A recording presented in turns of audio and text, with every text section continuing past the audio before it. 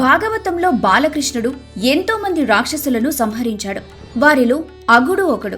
ఒకసారి బలరామకృష్ణులు స్నేహితులతో కలిసి ఒక ఉద్యానవనంలో ఆటలాడుకుంటున్నారు. అలా పిల్లలందరూ ఆటపాటల్లో మునిగి ఉన్నప్పుడు అగుడు అనే రాక్షసుడొకడు అక్కడికొచ్చాడు. అతను కంసుని దగ్గర పనిచేస్తాడు. బకుడనే రాక్షసుడికి పూతన అనే రాక్షసికి తమ్ముడు. తన సోదరులు ఒక గొల్ల పిల్లవాని చేతిలో హతులయ్యారని తెలుసుకొని ఎలాగైనా ఆ పిల్లవాడి అంతు చూడాలనుకొని అక్కడికొచ్చాడు. బలరామకృష్ణులను చూడగాని వీళ్లే నా అన్నల ప్రాణాలు తీసుంటారనే నిర్ణయానికి వచ్చాడు అగుడు. వెంటనే ఆమడ పొడుగు, కొండంత లావు ఉన్న కొండ చిలువ రూపం ధరించి పెద్ద గుహ మాదిరిగా నోరు తెరిచి కృష్ణుడిని మింగేసేందుకు ఒక చోట పొంచి ఉన్నాడు.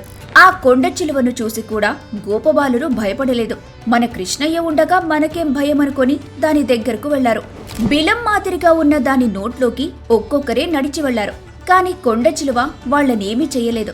కృష్ణయ్య కోసం వేచి ఉంది కాబట్టి కదలకుండా మెదలకుండా అలాగే ఉంది. బాలకృష్ణుడు దూరం నుంచి ఇదంతా గమనిస్తూనే ఉన్నాడు. అది భయంకరమైన కొండ చిలువ అని తెలిసి కూడా గొల్లపిల్లలు తన మీద విశ్వాసంతో దాని నోట్లోకి ప్రవేశించారని, అది తన కోసమే వేచి ఉందని కృష్ణయ్యకి తెలుసు.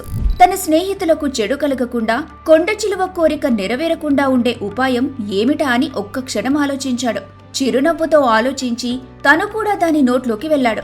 అలా వెళ్లిన నల్లనయ్య ఆ కొండ చిలువ గొంతులోనే ఆగి తన శరీరాన్ని మహాద్భుతంగా పెంచుకున్నాడు. దాంతో ఆ కొండ చిలువ గొంతు పూడిపోయింది. ఊపిరి ఆడే అవకాశం ఏమాత్రం లేకుండా పోయింది. గిలగిలా కొట్టుకుంది. తల నేలకేసి బాదుకుంది. కాసేపటికి దాని తల పగిలిపోయింది. పగిలిన శిరస్సులోంచి గోపబాలురతో సహా కృష్ణయ్య బయటకొచ్చాడు. శ్రీకృష్ణుని దివ్య శరీర స్పర్శ మూలంగా పాపాలన్నీ హరించుకుపోవటం వల్ల ఆ కొండ చిలువలోంచి ఒక మహాతేజస్సు బయటకొచ్చి కృష్ణయ్యలో లీనమైపోయింది. కృష్ణయ్యలో అలా లీనమైన అగుడు పూర్వం శంకుడనే రాక్షసుని కుమారుడు. అగుని బలసంపద అమోఘంగా ఉండేది. అతనొకసారి మలయాద్రి మీద తపస్సు చేసుకుంటున్న అష్టవక్రుణ్ణి చూశాడు. వంకర టింకరగా ఉన్న ఆయన్ను చూసి అపహాస్యం చేశాడు. అష్టవక్రుడు ఆగ్రహించాడు.